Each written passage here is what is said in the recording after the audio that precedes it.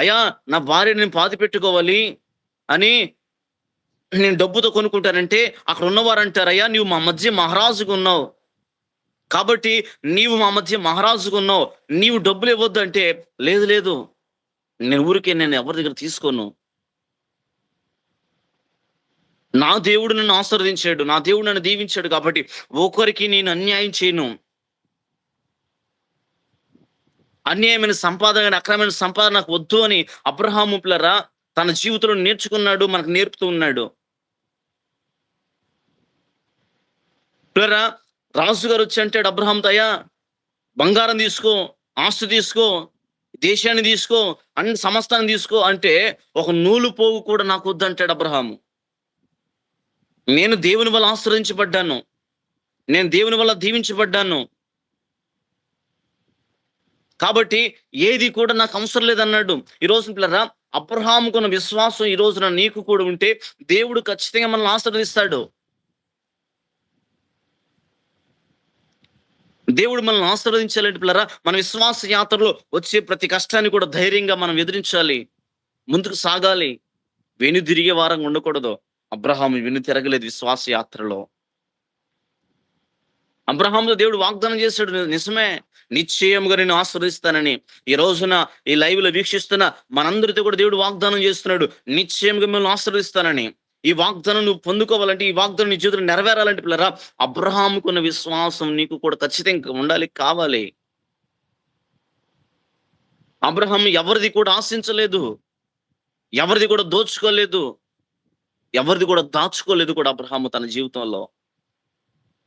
ఆ వాగ్దానం నువ్వు పొందుకోవాలంటే పిల్లరా అబ్రహాము ఉన్న విశ్వాసం ఈ రాత్రి నీకు కూడా ఉంటే గొప్ప వాగ్దానాన్ని దేవుడి నీ చేతుల్లో నెరవేరుస్తాడు.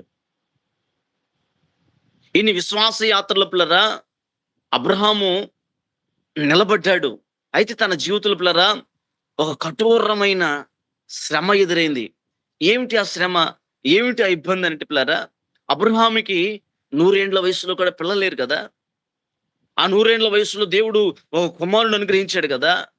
ఎప్పుడైతే ఇస్సాకును అనుగ్రహించాడో, ఇస్సాకు అంట తన ఎదుట అల్లారు ముద్దుగా పెరుగుతుంటే అతడు పాలు విడిచిన తర్వాత ఆ గ్రామం అందరికీ కూడా ప్రేమ మీద ఏర్పాటు చేసాడు. ఇదిగో నా కుమారుడు, దేవుడు ఇచ్చిన వాగ్దానం ఇది, దేవుడు నా పట్ల నెరవేర్చిన కార్యము, నేను నడుస్తున్న విశ్వాస యాత్రకు ఒక గుర్తు దేవుడు నా జీవితంలో నెరవేర్చాడని ఆ ఊరు అందరిని పిలిచి భోజనాలు పెట్టాడు కదా. పెట్టిన ఆ ఆనందం కొద్దిసేపట్లోని పిల్లలు లేకుండా దేవుడు చేశాడు. ఈ అబ్రహాము విశ్వాసం ఎంత ఉందో, అందుకనే ఆ ఆది కాండంలోనే పిల్లరా ఆది కాండంలోనే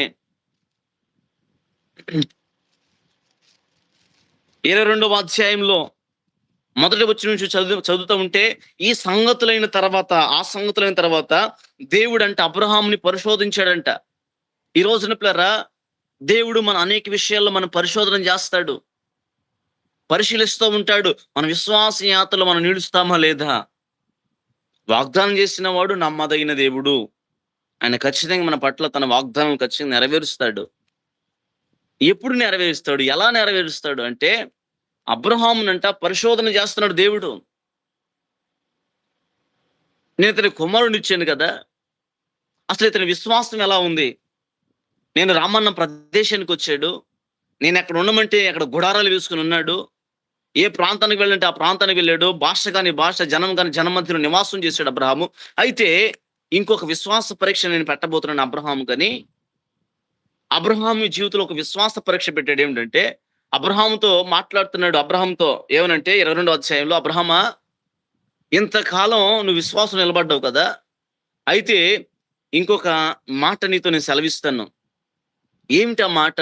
ఆ అబ్రహాము ఎదురు చూస్తుంటే, నీకు ఒక్కడై ఉన్న కుమారుడిని నువ్వు నాకు ఇస్తావా, బలిగా నువ్వు అర్పించగలుగుతావా, నాకు నీ కుమారుడు అర్పణగా కావాలి అబ్రహామా అని పిల్లరా దేవుడు అబ్రహాముని అడగగానే పిల్లరా అబ్రహాం పరిస్థితి ఎలా ఉంటుందంటారు ఆ రోజున. ఒకసారి మనం ఆలోచన చేస్తే తన విశ్వాస యాత్రలో పిల్లరా గుండె పగిలిపోయి అవసరాలు ఏడ్చే ఉంటాడు కదా. దేవుడు ఏంటి నా కుమారుని అడుగుతున్నాడు, దేవుని కోసం నేను ఎంతగా సమస్తాన్ని విడిచిపెట్టుకుని వస్తే ఈ విశ్వాస యాత్రని కొనసాగిస్తూ ఉంటే, ఇగో దేవుడు వాగ్దానం చేశాడు, ఆశీర్వదిస్తానని, దీవిస్తానని. ఆకాశ నక్షత్రం లెక్క పెట్టమన్నాడు. ఇసుక రేణువులు లెక్క పెట్టమన్నాడు దేవుడు.